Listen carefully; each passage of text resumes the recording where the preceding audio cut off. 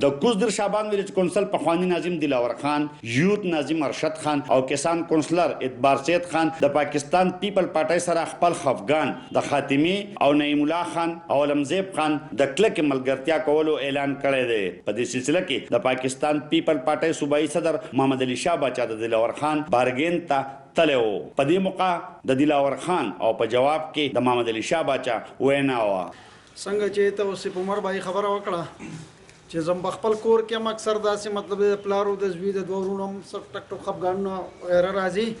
نو دغه شانتې زمونږ څه د معمولي غونډه څه خبرې اترې وي، خو هغه زمونږ جرګه کامیاب شوه او زمونږ هغه مسلې د منځه لرې کړې او مونږ یې بېرته د یو بل سره رونه کړو. نو زه په دې باندې د محمد علي شاه باچا چې زموږ صوبایي صدر دی د هغه شکریا ادا کوم چې هغه مونږ له یو عزت راکړو، دلته زمونږ دې ځای ته راغی. نو زه د دې ډېره شکریا ادا کوم او دا کوم چې زمونږ د پارټۍ ملګري دي یا نور څنګه برګینو والا ټول څومره دي که څوک د هرې پارټۍ سره تعلق ساتي زه د هغو ټولو شکریا ادا کوم. بسم الله الرحمن الرحیم. د دې علاقې ډېرو زیاتو عزتمندو مشرانو کشرانو همزوله السلام علیکم. ټول اول خو زه خدای شته ستاسو ټولو عزتمندو انتهایي شکریا ادا کوم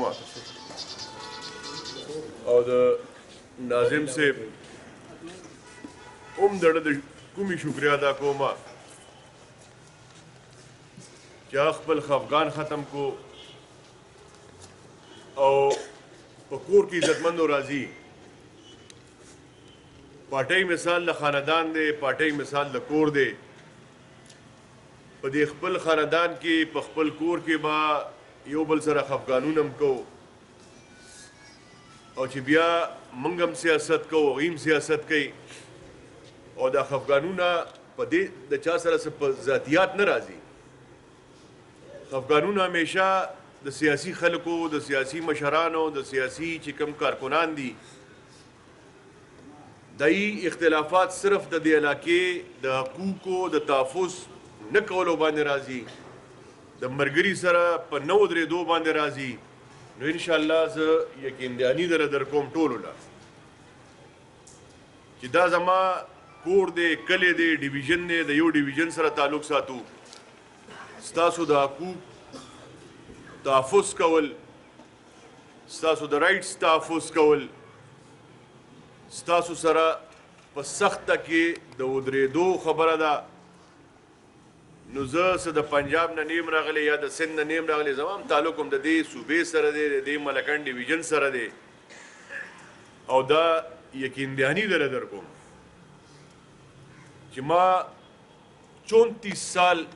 پریکټیکلی سیاست عزتمندو. زما 52 سال عمر دی او په دې 52 سال کې ما 34 کاله سیاست وکړو، د دې خلکو د دې خپل قوم خدمت مې وکړو او د دې ملکن ډیویژن د حقوقو دپاره ما 15 کاله په اسمبلی کې आवाज اوچت کړی دی، که د اسمبلی نه باري هم مې आवाज اوچت کړی دی او دا د نن زه یقین دهاني در کوم ټولو له چې واحد بلاول صاحبو چې هغه په جلسه کې په سټیټمنټ باندې نور دا بیان هیچا هم نه دی ورکړی، نه نواز شریف ورکړی دی،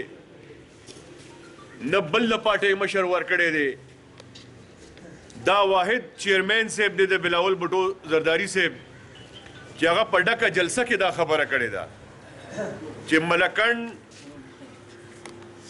کې ټیکس نفاذ دا ختمول دا ټیکس فری زون ډیکلیئر کول دا زما نیکه کړی او انشاءالله که زه د دې ملک وزیر اعظم شوم نو انشاءالله د دې دفاع به زه په خپله عزتمندو کوم. دا بل چا نه دي ویلي او نه بل څوک ویلی شي. ګورې والله که دا خبره بل څوک په سټیج باندې وکړي، دا واحد پاکستان پیپلز پارټي ده، واحد چیرمین صاحب دی چې هغه د دې علاقې د حقوقو د تحفظ دپاره آواز اوچت کړی دی. او څنګه چې دې رور خبره وکړه که فرض کر په پاکستان پیپلز پارټۍ حکومت په مرکز کې د پاکستان پیپلز پارټۍ حکومت په صوبه کې نو الله که د چا پلار هم رانه ټیکس دلته ولګوي او څو پورې چې د NCP د ګاډو دغه دی دا به اوس وختي دلته به ټیکس لاګو شوی وی. که دې کې منګه یو کردار نه وی ادا کړی زه په خپله په دغه کې د حکومت کې اډوایزر وم په دغه اسمبلی کې نه دغه کې ناست وم په اسلام آباد کې او الله ګواه دی اوس د الیکشن د تاسو په ذهن کې دی چېرې دا د خپل مفادو دپاره لګیا دی یا د خپل الیکشن کمپین دپاره لګیا دی خو په الفن درته دا خبره کوم چې بحیثیت یې وزیر ما پکې دلته خپل کردار ادا کړی دی ما په هر پریس کانفرنس کې دا خبره کړې ده چې بھئی په ملکن ډیویژن کې به ټیکس نه لګي ان شاء الله تعالی او هغه 2023 پورې وو زمونږ د حکومت دوران کې هغه 2024 جون پورې ایکسټینډ شو او بیا به ان شاء الله په 2024 کې به د پاکستان پیپلز پارټي حکومت دا د لذت تسلی در کوم ان شاء الله تعالی چې زه به تاسو سره ولاړ یم په اخره کې او دا درته دا نه وایم چې یاره صرف د الیکشن دپاره خبره کوم